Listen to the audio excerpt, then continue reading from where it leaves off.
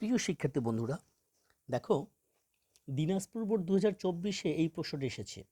এখানে তার বাইনারি মান দেয়া আছে অপশনে। এখন এই প্রশ্ন আমরা একটু তুলি। কি বলছে প্রশ্নটা দেখো। প্রশ্নটা বলছে কি যে 1a রেডিক্স পয়েন্ট 48 আছে কিসে? যে স্যার হেক্সাডেসিমেলে।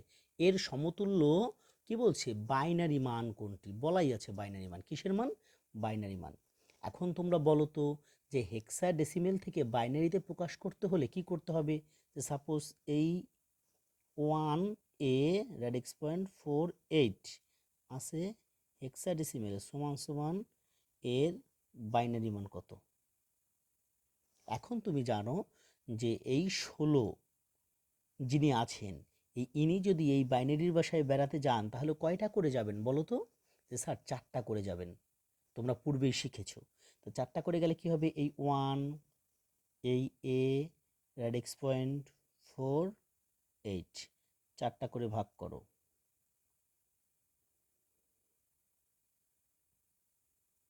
এখন দেখো এই 1-এর বাইনারি মান কত? যে স্যার 1-এর বাইনারি মান তো 1, যেমন এই 1, 2, 4, 8। তাহলে 1-এর বাইনারি মান কত? এই 1 লেখো, এইখানে 1 লেখো, আর বাকিগুলো কি হবে? 0। এর মান কত বলো তো তোমরা? যে স্যার এর মান 10। তাই 10-এর বাইনারি মান কত? যে স্যার এই 8 আর এই 2 10। তাহলে কি হলো? 1 0 1 0। এইখানে দেখো রেডিক্স পয়েন্ট এখানে দেবা না। 4-এর বাইনারি মান কত হলো? একটা 4। তাহলে কি হবে? 1 0 0। বাম পাশে একটা ঘর ফাঁকা থাকে, ওটাকে শূন্য দিয়ে দেবা।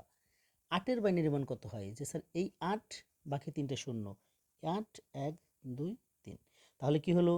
যে দেখো 0 0 0 1 1 0 1 0, এই রেডিক্স পয়েন্ট 0 1 0 0 1 0 0 0। তোমার উত্তর যদি এরকম হুবহু লেখা থাকে এটাই লিখবা। কিন্তু তুমি জানো যে দশমিক সংখ্যার বামের মানের কোনো মূল্য নেই। তাহলে কি করবে? যে এই 3টা শূন্য নাও থাকতে পারে, আর দশমিক সংখ্যার ডানের শূন্যর কোনো মূল্য নাই। এই শূন্য 3টা নাও থাকতে পারে। কি লেখা থাকবে তাহলে?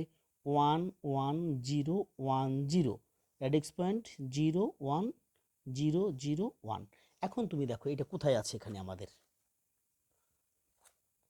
এখানে কোথায় আছে দেখো। কি বেরোইছে আমাকে সেটা আগে একটু দেখো। 1 1 0 1 0, দেখো তো। 1 1 0 1 0, রেডিক্স পয়েন্ট 0 1 না, এটা 0 1 এ নাই, এটা 0 1 এ নাই, এইটা আছে 0 1 0 0 1 0 1 0 0 1, এটাই আছে 1 1 0 1 0 1 1 0 1 0, রেডিক্স পয়েন্ট 0 1। এটা নিশ্চয়ই বুঝতে পারছো।